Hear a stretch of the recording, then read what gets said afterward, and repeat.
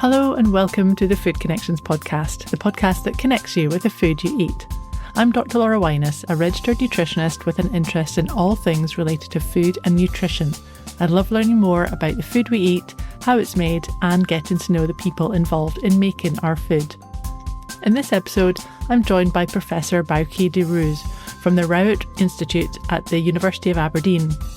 Bauke has spent over 25 years at the forefront of nutrition science, conducting dietary intervention studies showing how nutrients, foods and diets influence cardiovascular and cognitive health. She's a prominent researcher in the area of sustainable nutrition and food systems, and one of her main interests is modelling food systems and human health outcomes, especially in relation to seafood consumption. She's published many papers, including recent ones that have looked at how seafood production and supply chains in the UK could be better aligned with consumption levels and dietary recommendations of fish. So whether you eat fish or not, I'm sure you'll find the fish facts in this episode really fascinating, and there's some fantastic suggestions at the end for how to include more seafood in your diet. I hope you enjoy listening. Welcome to Bauke de Roos. How are you? I'm fine, thank you. Thanks for having me. Thanks so much for joining the Food Connections podcast. It's great to have you on as a guest. And I think talking about fish and all your research and being an island nation, I think it's a really good topic because fish sounds like it would be a staple in our diet here in Scotland, but that doesn't seem to be the case. So I'm really interested to talk to you about our fish consumption here and its nutrition and health impact, as well as how sustainable it is.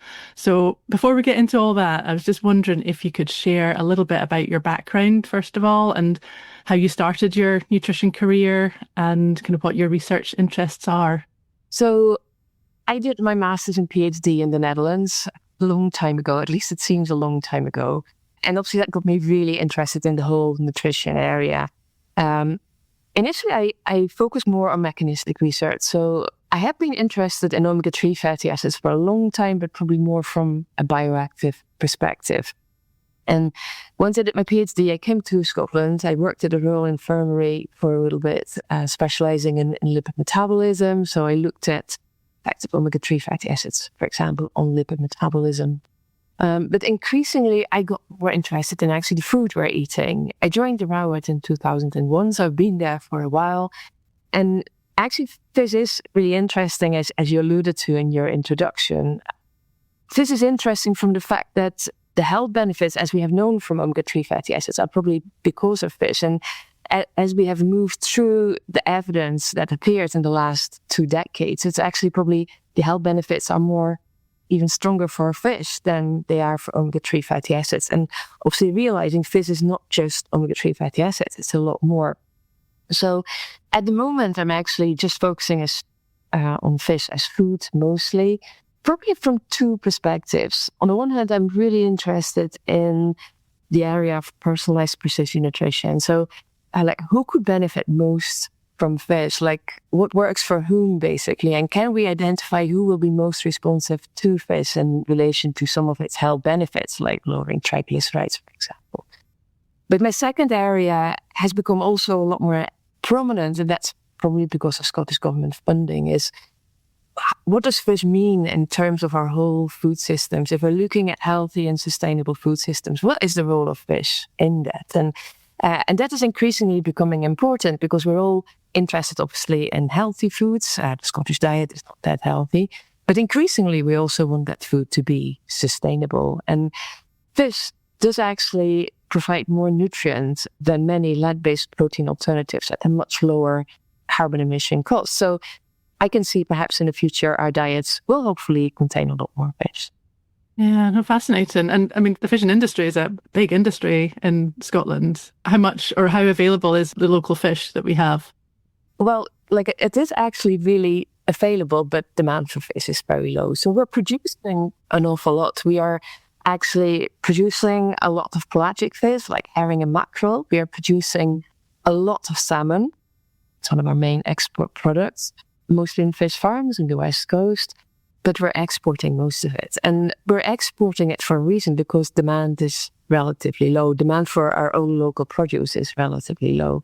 So if we're looking at supply, and supply is actually a product of what we're producing and what we're importing, and then what we're exporting. So if we add together what we produce and import, and then we subtract what we export, we have our supplies. Supplies are low, but that's because we're exporting so much. And supplies are about half of what we should be eating from a health perspective. And it's not that I think our businesses are just key to export everything. Export is good for a country, right? So don't get me wrong. But if demand is relatively low in the country, that means that they are exporting to countries that are perhaps willing to pay more for their produce. But interestingly, so we are producing a lot of salmon. We're exporting most of it. But then the salmon we are consuming, we are importing most of that into the country from Norway, for example. So we have some very good trade balances for fish. And basically, everything we produce, we almost export. And then what we're eating, and that is the big five. So that's cod, haddock, salmon, tuna, and prawn. We're importing them mostly from other countries. And again, imports is not necessarily a problem. It stabilizes kind of food supply, but it can also be a risk. Obviously, when we are depending on trade agreements, or when things happening like Brexit, then suddenly imports can become a bit more problematic. And there's an ethical issue as well. We are importing fish from more tropical countries, like prawns, for example, where we actually take the fish away from those countries, where those countries often have more malnourished people than we have. So there is an ethical issue as well. We're taking that away because it gives the country an economic boost to export their fish, but it is then subsequently not available to their population. So there are lots of different elements we can consider when we're talking about which fish we are eating and whether it's local or whether it's not local.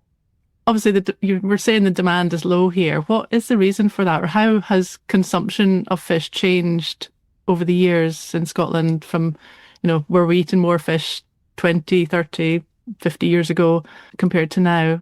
Yeah, well, I think from the moment we started really measuring food intake, and I can think about our nutrition survey, the NDNS survey, for example, fish has been relatively stable. We have had dietary guidelines for a while for fish consumption since the SACN report in 2004. And the guidelines are very clear. They're actually different for the UK and Scotland. So in the UK, it's eating 2 fish per week, of which 1 should be oily. In Scotland, they say you should eat 1 oily fish a week. But despite these guidelines being there, we haven't really been increasing our intake. And we're currently eating only half of what we should be eating from that perspective. But there are some other issues as well. We've seen, for example, if you are living in a lower socioeconomic group, your fish intake is only half of the higher socioeconomic groups. So people, especially people in very low socioeconomic groups, they're hardly eating any fish. And then if they are eating fish, it's often white fish, which doesn't have the same nutrient content in terms of omega-3 fatty acids, vitamin D, for example, than oily fish has. So demand is particularly low in the low socioeconomic groups. And has that always been the case? Well, I'm originally not from the UK, but like the stories of the herring wifeys traveling along the coast of they are amazing. So they would come from Shetland or near Aberdeen, going all the way to Great Yarmouth, where their husbands would take the fish in from the sea and they would do the salting and the preparation. And I've heard stories of women that were traveling and they would be at local, what we now would call Airbnbs. It was called differently at that point, I suppose. And they would bring actually their own potatoes with them, and then the herring come from the sea, for example, and they would eat herring and potatoes 5 days a week. So, but it was also considered a poor man's food. So there has been a culture of more fish consumption, but I think it was a very coastal phenomenon. It was especially the people that live near the coast that would have access to the fish, and that has gone. Obviously, at some point, the herring stocks in the sea, they vanished. That was 1940s, 1950s, and since then, it has been reinstated. I think the number of herring now are much higher than it used to be about 50, 80 years ago. But our demand for fish has not returned from that perspective. On the other hand, we have seen a huge increase in the farming of fish. Like think salmon. And in terms of oily fish, salmon is currently one of our most popular oily fish and is consumed quite a bit. But then it's considered expensive. And we did actually do some research on that. And we looked at, if you look at change in demand, like what are factors important for that? And we actually found it is not the price. So price doesn't determine demand, but it's actually household income and taste. And you may say, oh, household income, that sounds very similar. But it's not. I think that has to do again with these low socioeconomic groups that have a low household income. They hardly eat fish or they never eat fish. So they don't develop a taste for fish either. So that means that even if we make fish cheaper, it doesn't increase demand, because if you are in a low socioeconomic group, you've never eaten fish and you would not do it even if the price would happen. So I think we have to look at different ways of increasing demand, and that's going to be my big research interest in the next couple of years. How are we increasing demand, especially in those groups that hardly eat any fish? And you could argue that the health benefits would be highest for them. Yeah, gosh, I mean, interesting about the recommendations that we should be eating. Did you say 2 portions of fish a week, or at least 1 oily fish a week? And you mentioned like young people getting used to eating fish, and the school food standards, I believe, they state that oily fish must be provided at least once every 3 weeks. What's your thoughts on that? To me, that sounds quite low. Should it not be a little bit more? Yeah, no, absolutely. There is a reason for it, because the recommendation is like 1 fish a week. And the argument was, well, at school they only get 1 lunch, so it's 1 of 3 meals basically. So divide 1 oily fish in 3, and that means once every 3 weeks. But the thing is, like once you are at school, often there is an alternative as well. So there may be fish on the menu, but there may be pizza or something else. So we know that it's not necessarily increasing fish consumption, but we have been speaking with people involved in those dietary guidelines, for example. And we even did a salmon in schools experiment. We were in 6 Stirling and Stirlingshire schools, and we managed to get salmon that were produced at the West Coast into the schools. So we had catering teams producing nice meals with the salmon, and we did see a slight increase in uptake, but that was mostly from children that were eating fish already, perhaps some other occasions. And we had a bit of a focus team research going on afterwards, speaking with the dinner ladies, speaking with the teachers that give perhaps the health, nutrition education at school. And I think that's where it needs to start, right? The teachers need to know why fish is healthy and why it is a healthy and sustainable choice. But also kind of talking to the children, which I thought was quite revealing, because we did different dishes which we thought children would like. And they said, well, actually, if only you would have just brought in smoked salmon or sushi, we would have eaten it. So thinking about that is actually, if you look at sushi, for example, that has really increased in popularity amongst teenagers, even from children from households that are not naturally eating a lot of fish at home. So it is possible to increase fish consumption through new trends. And even if you think about it, sushi is raw fish, right? You would think that is like one of the most extreme ways to offer fish to children, but it works. And I think if you can then align with TikTok trends or social media, then that may definitely be a possibility. So I'm still hopeful that there are perhaps, and that's something we are discussing with the fish industry as well, are there ways perhaps that we can reformulate fish, that we can offer fish in different ways to people so it's easier to prepare for them, or they can perhaps even eat it cold and no need for heating or preparation, for example. And looking at tin fish is a really nice example, because tin fish used to be kind of tin mackerel or tin sardines, but nowadays they come in sauces. You can put it on toast, you can put it through salads, you can put it in pasta dishes, and it's actually really tasty, and it's not that expensive either. So, and then you've got the tin fish date night, which seemed to be one of these things on TikTok as well. So again, aligning with current interest of especially the younger people, because fish consumption is lowest. If you look at NDNS data, it's lowest in that group, is in teenagers. So if you can actually increase fish consumption in that group especially, that would be great, because they may actually get used to eating fish and then continue with that habit and when they grow older. is there a difference to kind of buying fresh fish, tinned fish, frozen fish, or are they all kind of good in terms of nutrition and from a sustainability point of view?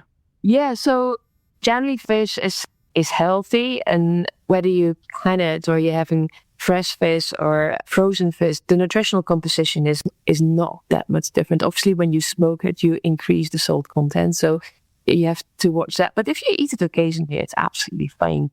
Obviously, there is the issue with one of the main reasons people may not want to buy fish is the smell of fish. And actually, speaking to fishermen, they say when they're out fishing, they will have herring for breakfast every morning because it's just fresh out of the seas. That's the most delicious way to eat the herring. And they would not eat it from a supermarket. So there is a difference in taste in having it fresh. But remember, a lot of fish will actually land frozen on shore. And then perhaps being processed, being canned, or being delivered to the supermarket in a frozen manner or being fresh. So I think it doesn't really matter too much. It's whatever your own preferences are and whether you are happy cooking fish or whether you would prefer actually getting it in a more processed way. So obviously you're a nutritionist as well. So can we talk a little bit more about the nutrition aspects of fish and what would you say are the kind of key nutrients that fish provide us with? So I think the most important one, it is a protein food, right? And that is perhaps slightly less important for us in the UK because our diets are not necessarily protein deficient. But I do a lot of work in developing countries as well, like Bangladesh. I've got a research program there. And for them, fish provides like quite a significant part of their protein. So again, looking at the ethics of getting the fish away from them, it is actually really contributing to their protein intake. And if you look in India, they can get proteins from certain meats, for example, because of religion, and then fish becomes really important. So yeah, protein is really important. It is a protein source. And I think this is important also to remember because as we are perhaps moving towards more sustainable diets, and we may have to, or some of us may have to reduce their red meat intake. If you're eating a lot of it, fish could be a really good substitute. But obviously, fish also has got a lot of other nutrients. So it is a really unique source of omega-3 fatty acids. And obviously, I am aware that some plants can have omega-3 fatty acids as well. Then that would be the alpha-linolenic acid, but fish will have EPA, icosapentaenoic acid, then DHA, which is docosahexaenoic acid, which are really unique to fish. So you can get them in plants, although increasingly, I think we are reformulating foods and we may have some of these fatty acids in other foods in the future as well. So, and these have very unique health benefits, these omega-3 fatty acids. So, and I think the benefits for the EPA and DHA are stronger in the literature than the alpha-linolenic acid, which doesn't mean that omega-3 fatty acids from plants are not healthy. They are really healthy too. There are really unique health benefits to the EPA and DHA. So that is important just also because fish is such a unique source. And is that just the oily fish that have the omega-3s or just white fish as well?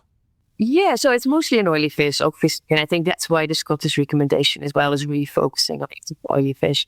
But there is a little bit in white fish, and there's a little bit in mussels as well, for example. And we've done a study where we had people consuming increasing doses of mussels, and we saw their omega-3 fatty acids increasing in their blood as well. So other fish contain omega-3 fatty acids as well. And then it obviously depends how many fish you eat per week.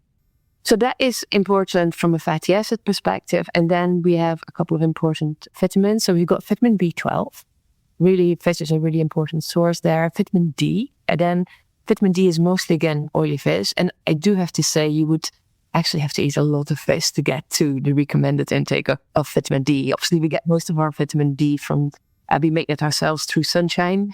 But especially in winter, especially in Scotland. Especially in Aberdeen at the moment, yeah. Especially in Aberdeen even, we don't make any vitamin D. So then we're either completely dependent on supplements or, eating more fish would be really helpful as well because not everyone is taking the supplements. And it has been shown in countries where fish consumption is high, like Iceland or the north of Norway, for example, that the dip in vitamin D that we see in lots of people, especially in as north up where as we are here, that dip is actually less severe. So you are able, with fish consumption, to make that dip in vitamin D to attenuate that to some extent. So not completely, but it does help. So vitamin D is important. And then it also provides other micronutrients like iodine, selenium, zinc, iron, and calcium. Not so much here because we're not tend to eat the bones. But in other countries where you have the small fish and they would eat the small fish with the bones, it really contributes to calcium intake as well.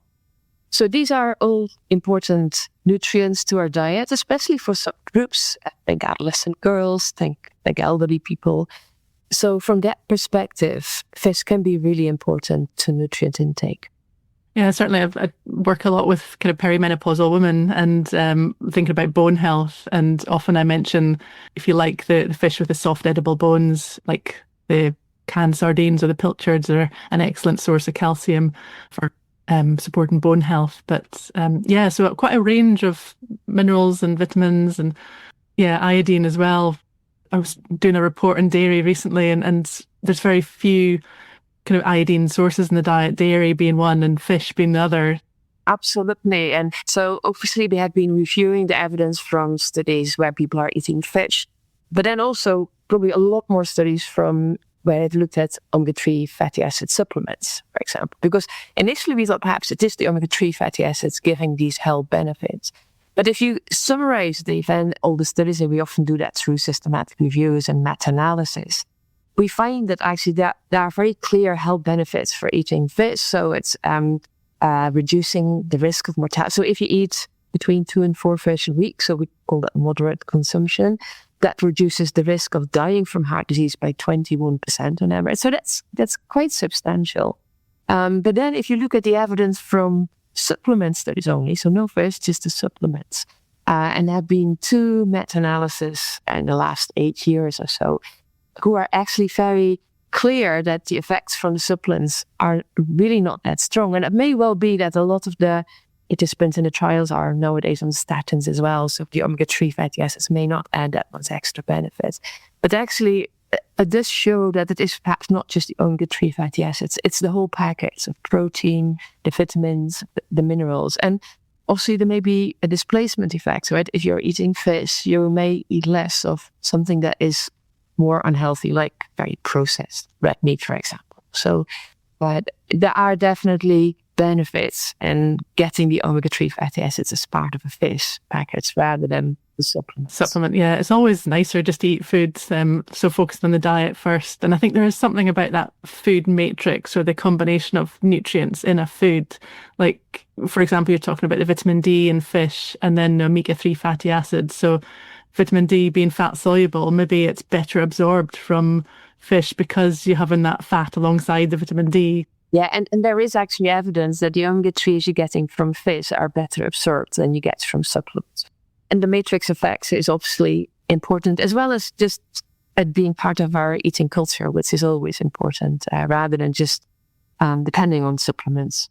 So we've talked a little bit about nutrition. So what about the sustainability aspect? So that obviously there's increasing attention now shifting towards a more sustainable way of eating and a healthy way as well. And is fish, would you say, a sustainable food choice?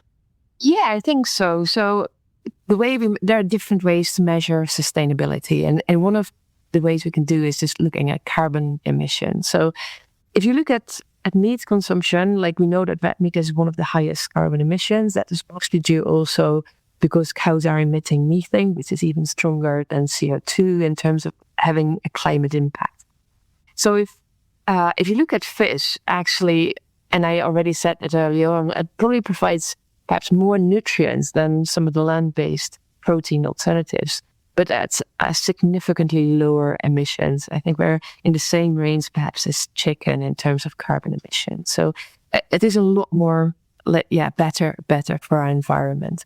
And that is one of the main reasons as well that the E-Lancet report and also the recent update is focusing on reducing our red meat intake and then increasing our consumption of especially the oily fish.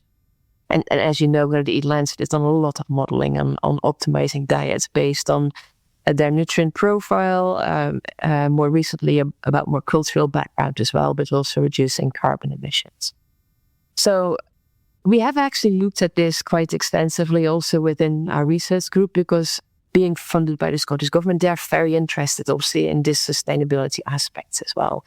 So we did recently look at sustainability risk in addition to nutritional performance and also self-sufficiency. So self-sufficiency is kind of how self-sufficient are we in producing a lot of it rather than being dependent on imports. And we did it across 23 seafood species that are consumed in the UK, some more than others. So they were discovering 122 supply chains and just looking at the global, we're doing really, we're trading with so many countries. So we are actually getting this fish from 39 different countries. And we found that the best performing species that were locally produced, mussels actually absorb CO2, so they are almost carbon neutral, probably one of the best fish you can eat in terms of sustainability. Salmon, and again, the small pelagic, so the herring and mackerel. So in addition to them being really nutritious, so they are oily fish, so they have a high levels of omega-3 fatty acids, vitamin D, vitamin B12. They are also making the least carbon impact, basically. And they're providing us with a lot of the omega-3 fatty acids, vitamin B12 as well, but also selenium, phosphorus, and protein, obviously. So from our perspective, it would be really interesting. If we want people to eat more fish, then they should be eating this fish, right? Rather than all the cod and haddock we are importing from other countries. And sometimes people are asking me, is Scottish fish healthier or more sustainable than the fish we're getting from Norway or any other part of the world? And that's not necessarily always the case. I think the salmon we produce here in Scotland may not be that different from the salmon that is produced in Norway. And then transporting fish, transport obviously is linked to carbon emissions, but not significantly, not an awful lot.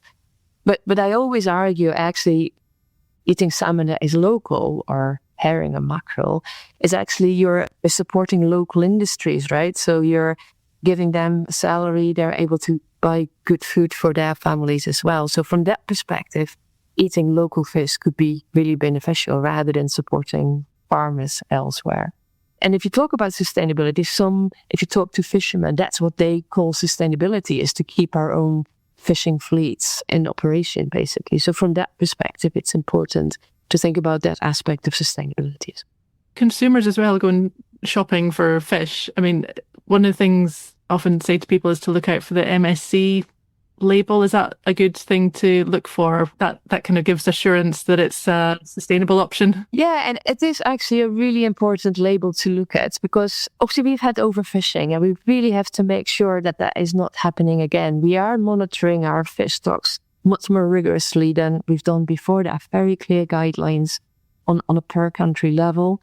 But sometimes there are issues, and I can talk about one issue, which is the mackerel, which has lost its green label and then also its amber label.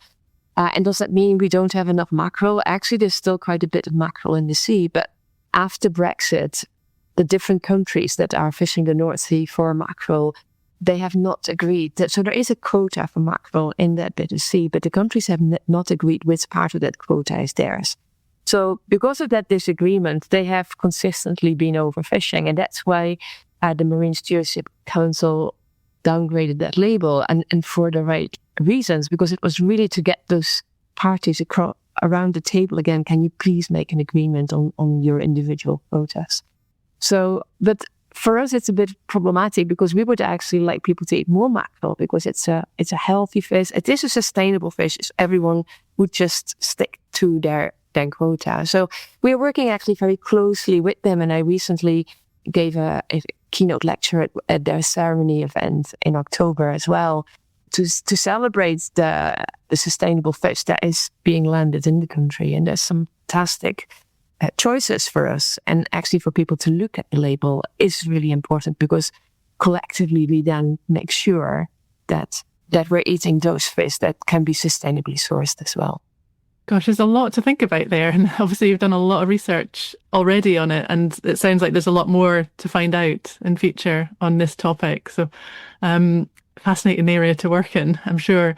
I mean, what would be your, I suppose, dietary tips for those of us who don't eat fish much at all, or or it's just not on our plates? Because you mentioned that obviously demand is not great for fish. So what would you suggest for people who are new to fish or don't have a lot of fish and want to increase their fish intake? Or have you got any dietary tips? Well, interestingly, I didn't eat fish until I was 23, 24 or so. So my parents never, I come from the north of the Netherlands, like there was no fish on the menu where we were. So I'd never eaten fish. And then I actually went to the Philippines to work at their Food and Nutrition Research Institute in Manila for 8 months. And they just eat fish. That's all they do. And I thought, well, this is me. And there's a really interesting anecdote. I arrived in Manila. They took me to a restaurant and I got a bowl of soup. And then that soup floated the front half of a fish. And I thought, oh my gosh, now I have to start eating fish. And so I got my spoon and I put it in the soup. And then the eye of the fish kind of popped out and started floating next to the fish. And that was my first introduction. And straight in at the deep end. And now I'm eating fish probably 3-4 times a week. So I think even if you're not used to it, there's definitely a way to get to enjoy fish. So I would say whenever I go out for a meal, go to a restaurant or somewhere else, if this fish on the menu, I choose fish. Because it's often the healthy option. And also, it is a really nice way of being introduced into different species and see what you like. So try a fish in a restaurant. Don't be afraid. And somebody else will cook it for you and probably do it well. And it's a really nice way to get introduced to fish. Just be brave enough to choose that option rather than thinking, I'm not sure if I like it. Just go for it. And then I think there are alternatives. So first of all, people think it's difficult to cook. They may not know how to cook it. There are actually really good recipes online. It's relatively quick and easy to prepare fish. It's much quicker than some other meat sources, for example. And yeah, if you have like white fish, for example, it's just so easy to cook. But there are also other ways of putting them in pastas or salads. We already talked about tin fish. You could just open tin fish like a mackerel and put it in a salad, for example, or put it in a pasta. The same with sardines, anchovies, put it on your pizza. There are relatively easy ways to prepare fish, and perhaps not even directly for a main meal, but like mussels, for example, you can fry them and put them on toast. It's just like this is probably one of my favorite lunches of my children. So they are really quick. It doesn't necessarily need to be a main meal. You could just do it for lunch. You could put it in a salad, or even in a pasta sauce, right? People are quite happy making pasta sauces, but then putting some fish in it rather than some mince, for example. These are easy swaps and actually are not tasting too fishy. And a lot of people may like it that way. Oh, some great ideas there. And as you say, it's kind of the ultimate fast food almost. It's a quick meal if you're having a quick lunch or don't have a lot of time. Yeah, mussels on toast. Yeah. What do you think, like health professionals, what could they do to help encourage people to eat more fish? Or is there anything that maybe the food industry could be doing more of, like chefs or food producers, for example? What would you to see them doing, or what could they do to encourage more fish? It's always good to have fish on the menu, right? So whenever you go to a restaurant, and I do tend to go to fish restaurants because I really like, but other restaurants, they should really make sure there are fish options on the menu so people can choose them. In terms for the industry, I think we probably have to look at new ways of presenting fish to people. And it's a bit of a shame because there is a lot of coverage in the media, especially about ultra-processed foods, which gives that type of foods quite like a bad reputation. But not all ultra-processed foods is necessarily bad for you. And I think there are perhaps ways that we can process fish into different ways, so it makes it easier for people to include it in their diet. So at the moment, I think tin fish is brilliant. And often it is processed because it may come in a sauce, but it doesn't mean it is unhealthy. So I think we have to look at perhaps new ways of processing fish that are what makes ultra-processed foods having a reputation is often because it's high in salt, sugar, and fat, but it doesn't need to be, right? So preparing options that are not necessarily high in salt, sugar, and fat for people to incorporate in their main meals, in sauces, on toast. Hopefully we are able to make it more available to people in an affordable way, because that makes sure that we're getting, especially those that are living in lower socioeconomic groups, they can actually benefit from the health effects as well. And I think we may have to look at how we present fish to elderly people, perhaps in care homes. And I've had these discussions already with people, and I hadn't realized, but if you're in a care home, one of your biggest fears, or when you're living on your own but you get food through social care, one of your biggest fear is actually choking. So people often don't choose fish because they may be scared that there's bones in it and it may make them choke. And so we really have to look at options where we can be 100% sure there's no bones in fish, or even with 3D printing of foods, there are opportunities there as well, for example. Yeah, so I think the processing is something we really have to focus on in the next couple of years. How can we deliver fish to people in a different way that is suitable for how they live, what they like, and what they're able to cope with, like if you're elderly, for example.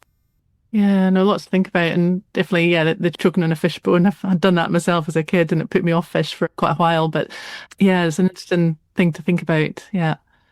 So I wondered, to finish off, we've talked a lot about kind of fish dishes there. I'm starting to feel a bit hungry now. But what would be your kind of favourite fish dish, or do you have one that you're kind of go-to? You mentioned mussels on toast earlier. I like halibut. It's just one of the things that is available in summer. It's a really nice fish, not too fishy. It's not there all the year round, but it is really lovely. So if I'm in a restaurant and there's halibut, I will often choose that. So yeah, interestingly, recently, I was always a bit aware of oysters, whether the consistency, whether I would like that or not. So I hadn't really tried that a lot. But recently I was in France and somebody invited me to a raw fish restaurant, and so there were raw mussels, but there were also oysters, and it was given with French vinaigrette, and it was absolutely lovely. And again, it shows that even though I do eat a lot of fish, like sometimes you just have to be bold and try it, and the oysters were absolutely magnificent. So, and again, oysters are so rich in micronutrients. So like that is one of the fish that we're producing locally in Scotland, and hopefully people will try it a little bit more. I like scallops as well. If I'm going to fish restaurants, I live in Huntly, so the Murray Coast is obviously a place where we go quite often for a meal, and we often have scallops there, fresh scallops, which is great. Especially, I really like it on like with black pudding and applesauce or chorizo. It's just there are really nice combinations that combine perhaps the fish with something else that gives it a really unique, perhaps sometimes even Scottish taste. So yeah.